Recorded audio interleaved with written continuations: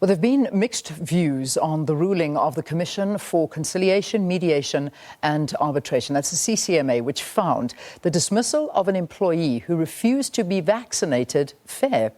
The employee had reportedly applied for an exemption from company policy on vaccination, but was turned down by the company. Commissioner Lungile Matshaka in Gauteng ruled that the employee had refused to participate in the creation of a safe working environment. Cosatu General Secretary Bheki Ntshalintshali and Assistant General Manager at the Public Servants Association, Reuben Maleka, both join us virtually to discuss this. Gentlemen, thank you very, very much. It's good to have you on the programme. Good morning. Thank you. General Secretary, let's get to the heart of all of this. Let me begin with you. What is your reaction to this case? I think it's a bad judgment in terms of our own principles and what we believe it on. But I must indicate that the case is good or is bad as being presented before a commissioner and how it's been presented, and we have just to read the judgment itself and see the evidence being presented. But our initial reaction is that is a bad judgment and the individual must appeal or review this particular case.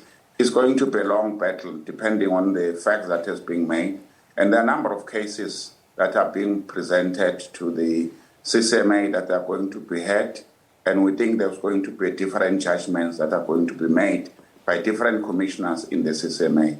Yeah. But we warn about these things, that some of the companies are raising these issues with the pure purposes of dismissing people and not necessarily want to accommodate. Even within the current direction, we think this judgment is not even nearer to what is the intended of the directions. But we oppose to vaccination, and I think it's going to be a long battle moving forward.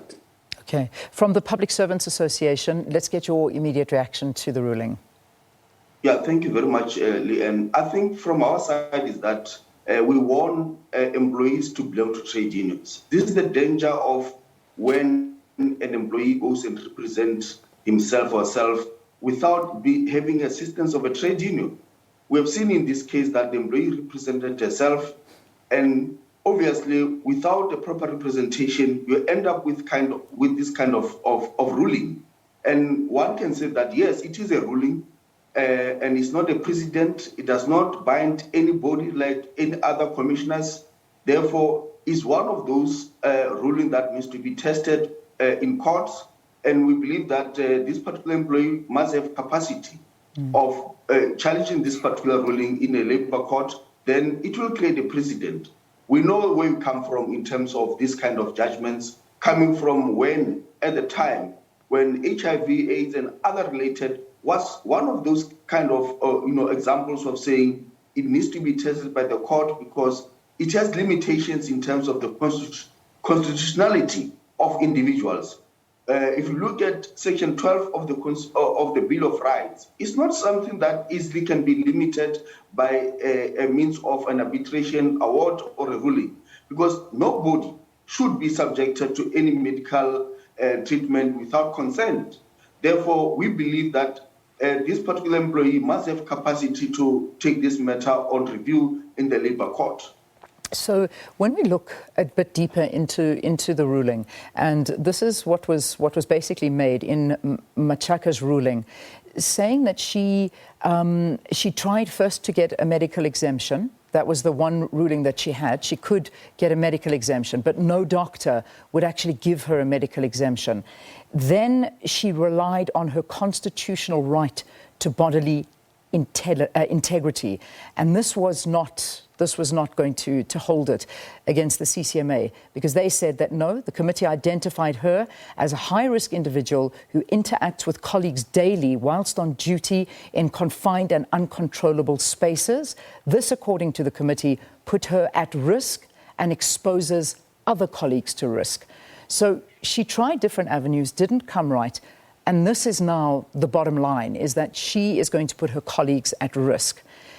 Is this fair, though? I mean, if we look at the ruling and what has been said, can you accept that? Look, from my side, obviously, we believe that we cannot accept that argument. precisely for the fact that the issue of COVID is not an occupational health and safety issue as a one can say, as COVID. COVID is a public matter.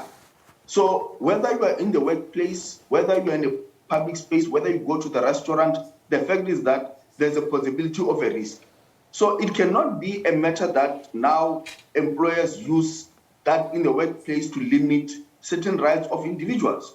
And one, it can be somebody who's also already vaccinated who becomes a risk to others.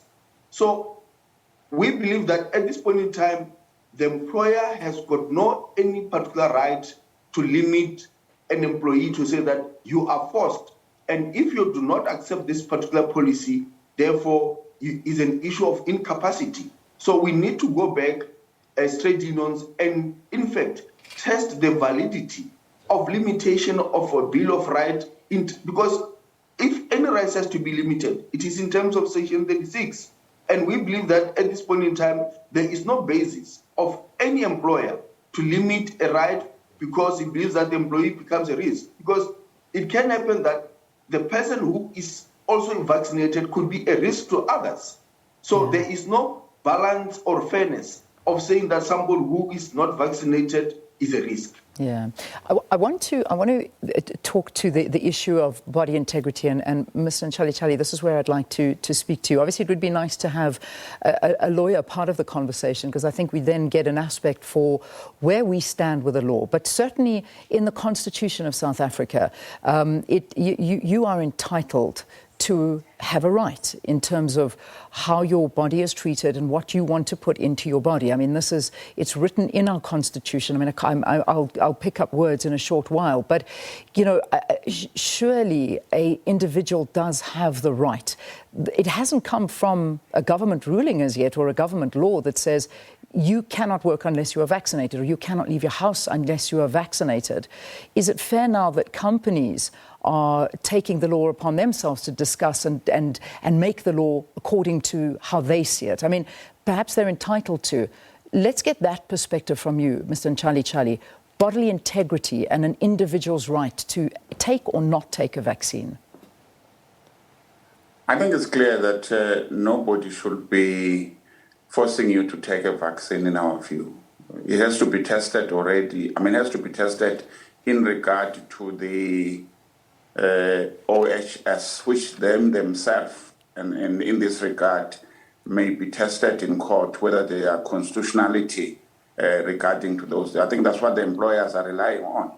But also, I think it's a failure of the state to really put a legislation about this thing, and hoping that some ruling in the CCMA or some ruling in the Labour Court will try to put a precedent on these particular matters. But we are quite clear to us, and I agree with Reuben, that it depends on how the case has been presented before the Commission. There will be a lot of loopholes here. There's going to be a lot of medical opinions by different people in the society. Because even if you are vaccinated, it still says, look, you can be a risk to the others. You can carry the disease and infect other people. So vaccinated or not does not prevent you to be the carrier of the disease that you can infect other people. So what is the point of forcing other people to be vaccinated against their will, violated their right? There's only one sole intention by an employer when it does that, is that it wants to dismiss that particular individual. The society, I mean, every country has been saying you need to vaccinate not 100% of your people to be any better risk. At least you get 70% of people vaccinated.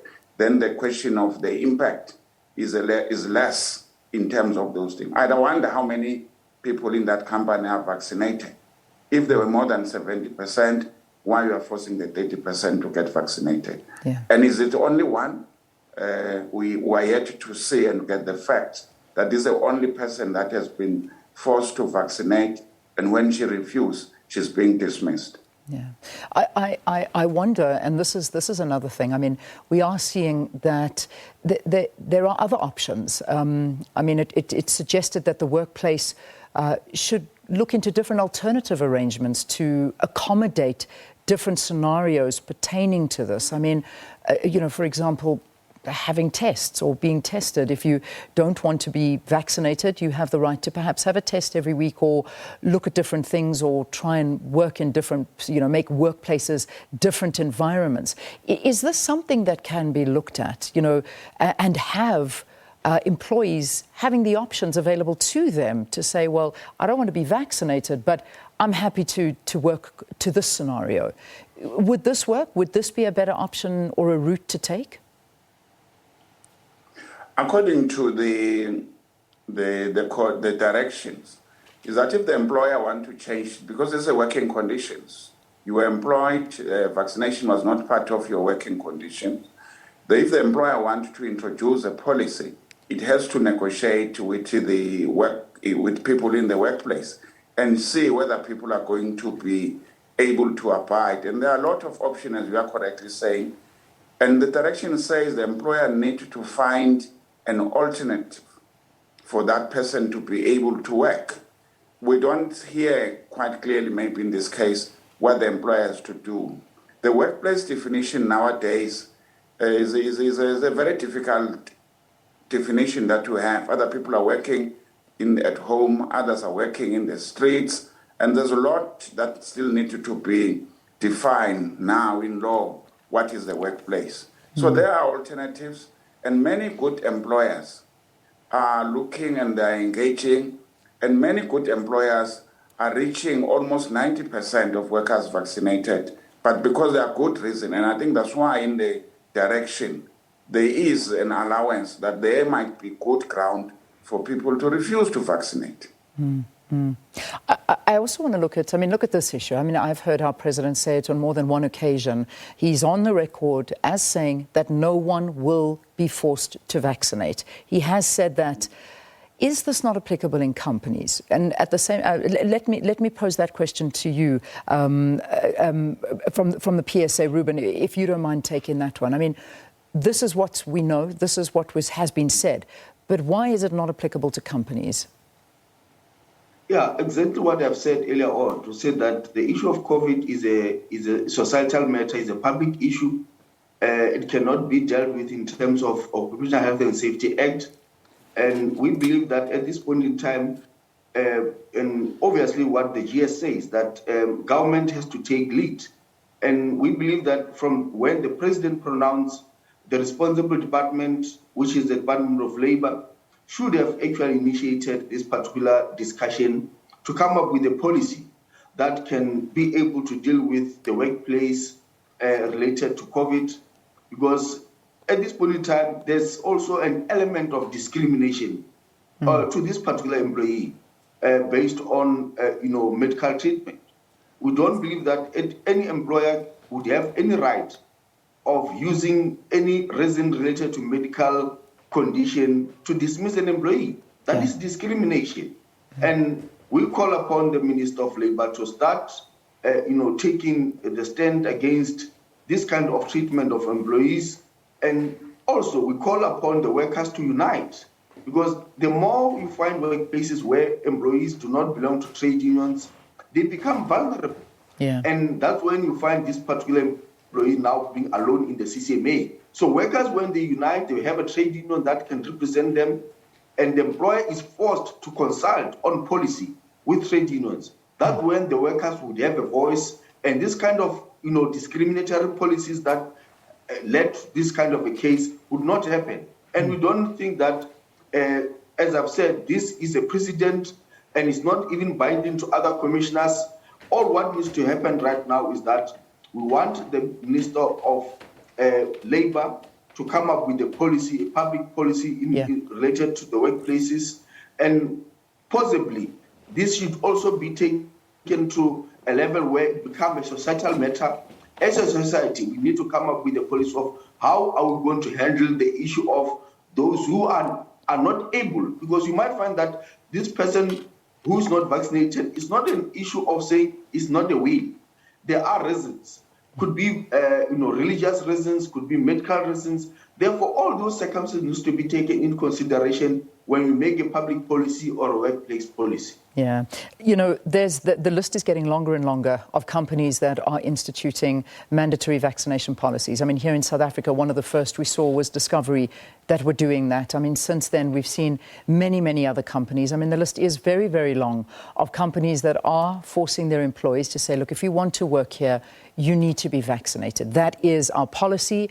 We stand by this, and that's just the way things are. But my question, Mike, as we wrap this up, what I need to hear from you is, I mean, we saw recently British Prime Minister Boris Johnson saying that vaccinations will not be forced in his country. The big question is, what is the position of the ANC and the Alliance on mandatory vaccination that could perhaps influence future policy? Look, as we indicated earlier, that when government become absent, when the head of state says no compulsory vaccination, when the Minister of Health confirmed that there should be no compulsory vaccination, what was left was for the Department of Labour to effect that into law, so that there's no debate about these particular issues. We stand firm that there should be no vaccination. I think employers are exploiting the position of unemployment. They are putting workers in a very difficult way of saying you choose your work or you choose the vaccine under this difficult time. It's a societal issue. I think we need to be mobilizing everybody. And we are confident there will be good cases coming up. There will be other commissioners that are going to come to a different conclusion. But also we needed to accept that in our country, both the traditional healers can issue a medical certificate, not only the scientists that can do this, they are divided themselves. So it needs a policy, it needs a better engagement, and we will support this worker whatever way. I think all the federation and all trade unions will be together on this thing. What we're afraid of course, is to be put in a corner that trade unions will stand as anti-vaccination, which we are not. We want workers to get vaccinated. The difference is that it must be a voluntary process. Well, one thing I can read from this conversation is this is not the end of this case. I'm sure that we're going to see this going much further than just the CCMA. Do you agree on that one as I wrap this up, General Secretary? Definitely, we agree. I think me and Maleka on this one were together.